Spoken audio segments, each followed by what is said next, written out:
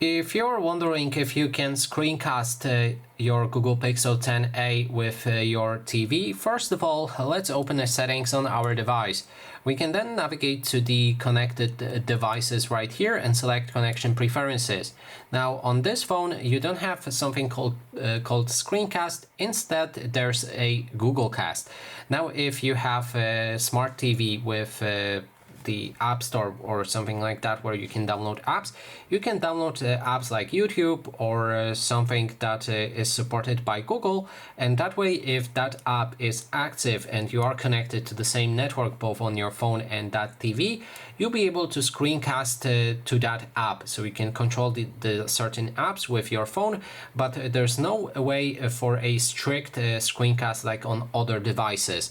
You can try to do it with some of the apps that you can download from Google Play Store, but that's the topic for other video. So nope, you won't be able to screencast your phone directly to your TV.